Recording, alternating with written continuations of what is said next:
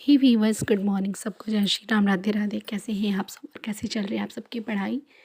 रोज़ की तरह आज भी दिन की शुरुआत हो गई थी सुबह के 4 बजे से, और बस वही अपना फर्स्ट नोट स्टार्ट करने में बैठी थी।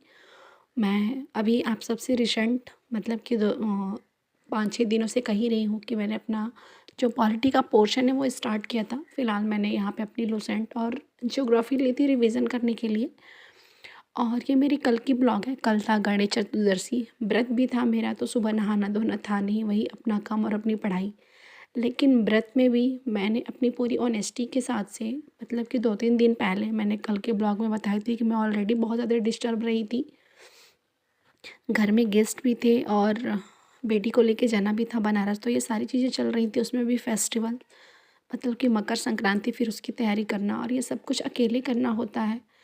गाँव में मैं मतलब मैं जहाँ ससुराल है मेरा, मैं वहाँ अपने घर में अकेले ही रहती हूँ, तो ये सारी चीज़ें अकेले ही हैंडल करना होता है।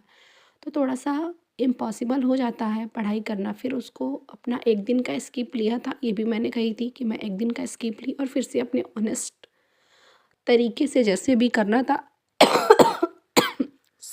सॉरी, फिर से मैं अपनी पढ़ाई पे लग गई थी। थोड़ा मुश्किल ज़रूर होती हैं चीज़ें, लेकिन अगर हम चाहें तो धीरे-धीरे अपने काम पे लग जाते हैं। क्योंकि अगर आप थक गए हो, हार गए हो, तो आप खुद को टाइम दो। 1 दिन, 2 दिन, 10 दिन, जो भी हो, जब तक आपको लगे कि ठीक है। क्योंकि अगर हम किसी काम को करते हैं ना और बिल्कुल एकाग्रता के साथ एकदम मतलब अच्छे तरीके से करते हैं, तो जब वो काम नहीं होता है तो हमें खुद ही अच्छा नहीं लगता। खुद ही हमें बोरिंग सी लगती है कि हमारी लाइफ़ क्या थी और क्या हो गई। इसलिए मतलब कि जैसे हमारी पढ़ाई भी है, फॉर एग्ज़ाम्पल हम उसी को ले लें कि अगर हम अपनी पढ़ाई स्टार्ट कर देते हैं और फिर बीच में हम उसे छोड़ देते हैं, तो कहीं न कहीं हमें बहुत ज़्यादा बुरा लगता है कि लाइफ़ कहाँ अटक गई है। और फिर वही अपना पुराना सा चीज़ें हो जाता है कि हमारी लाइफ़ में कुछ नहीं होगा। जो हम मतलब कि हमारी जो लाइफ़ है हमेशा किचन तक ही रह जाएगी, उससे आगे कभी नहीं निकलेगी। सेम चीज़ें थी मेरी भी लाइफ़ में 2-4 महीनों से, लेकिन फिर सारी चीज़ें धीरे-धीरे थोड़ा-सा मुश्किल रहा, लेकिन फिर धीरे-धीरे सारी चीज़ें ट्रैक पे आने लगी। थोड़ा मुश्किल मेरे लिए ये भी हो जाता है कि मैं गाँव में रहती हूँ। मेरे लिए बस नए चेहरे रहते हैं, लेकिन पूरे साल में कोई ना किसी का आना-जाना रहता ही है। घर से बाहर रहने पे आपके बहुत सारे बेनिफिट्स भी होते हैं। ये होता है कि आपके ऊपर प्रेशर तो रहता है, लेकिन वो प्रेशर भी आपके हिसाब से होता है कि जैसा काम हो, मतलब कि जब मन करे आप किया और जब मन मन ना करे तब आपने छोड़ के अपनी पढ़ाई कर ली। यहाँ पे ये है गाँव में कि हर चीज़ें हर टाइम से हो, भले आप अपना जो अपना पर्सनल काम आपने स्टार्ट करी है उसे आप बाद में करो। और ये चीज़ें जो भी गाँव में रह रहे होंगे परिवार के साथ, उन्हें कहीं न कहीं इस बातों से तो अंदाज़ा होगा ही कि क्या होती है फैमिली के साथ रहना। ये जितना ज़रूरी है उतना कष्टदायक भी होता है, क्योंकि हम औरतों की क्या मतलब कि वो मेंस व वुमेन्स जो भी हो, मैं सबके लिए कहती हूँ कि जब तक लोगों की आवश्यकताएँ हैं आपसे, तब तक आप अच्छे हो, और जब सबकी आवश्यकताएँ आपसे ख़त्म हो गई तब आप बुरे बन जाते हो। फिर आपकी वही लाइफ़ हो जाती है, वही पुरानी वाली चीज़ें हो जाती हैं। सब आपके अपने हालातों पे छोड़ के चले जाते हैं, चाहे आपकी हालात अच्छी हों या बुरी, उसे हैंडल आपको ही करना है। और उसको करने का तरीका भी आपको पता होना चाहिए, क्योंकि आप जानते हैं कुछ सब कुछ हो, लेकिन चाह के भी आप कुछ नहीं कर सकते, और उसके लिए एक ही चीज़ है कि हम अपना मेहनत करना सीखें, क्योंकि यही हमारे हाथ में है। हम अगर इन सारी चीज़ों को समझ रहे हैं तो फिर इसे समझ के हम उसे अनदेखा करें और आगे बढ़ें। थोड़ा-सा मुश्किल ज़रूर है, कोई बात नहीं, लाइफ़ ऐसी है, तो इससे निकलने के लिए कष्ट हमें हमें ही होगा।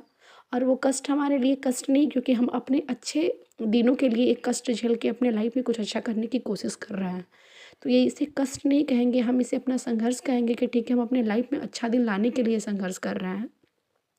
और हम जब इस पॉजिटिव वे में ये चीज़ें सोचेंगे तो हमारे साथ अच्छा ही होगा। हम जितना ज़्यादा डिप्रेशन में हर बातों को, हर चीज़ों को लेंगे, उतना ज़्यादा डिप्रेस होते जाएँगे, और फिर हमारे लिए ये हार्मफुल ही होता है। हम अपने आप को ही हार्म पहुँचाते हैं, ना कि दूसरों को। क्योंकि आप कैसे हो, कितने प्रेशर लाइफ़ से जी रहे हो, किसी को कोई फ़र्क नहीं पड़ता कि आप क्या हो, क्या नहीं हो, आपकी क्या चीज़ें छूट रही हैं, नहीं छूट रही हैं।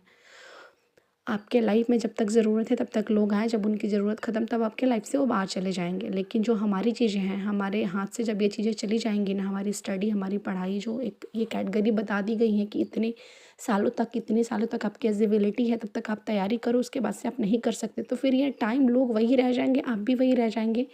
बस आपके पास वो टाइम भी नहीं रहेगा कि आप फिर से एक दोबारा कोशिश कर सकें। इसीलिए उससे कहीं ज़्यादा बेटर है कि सारे बातों को इग्नोर करते हुए आगे बढ़ें। सबकी आवश्यकताओं को पूरा करिए, साथ में अपनी भी आवश्यकताओं को देखिए कि हमारे लिए क्या कितना ज़रूरी है और क्या कितना सही और गलत है।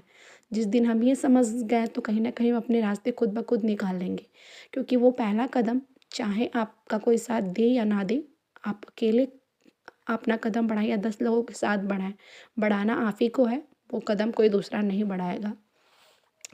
तो फ़िलहाल आज के लिए इतना ही, ब्लॉग बहुत लंबा नहीं करूँगी। तब तक के लिए बाय बाय, टेक केयर, क्योंकि मुझे भी अपनी टारगेट अभी कंप्लीट मैंने नहीं करी है, अब स्टार्ट करूँगी। और तब तक के लिए बाय बाय, टेक केयर। आप सब अपना ख्याल रखिएगा और बी पॉजिटिव होके सब अपनी पढ़ाई करें, क्योंकि 8वां वेतन भी 2026 तक लागू होने वाला है और ये हमारे लिए सबसे बड़ा मोटिवेशन है। तो चलिए फिर हम कल मिलते हैं। Bye bye, take care.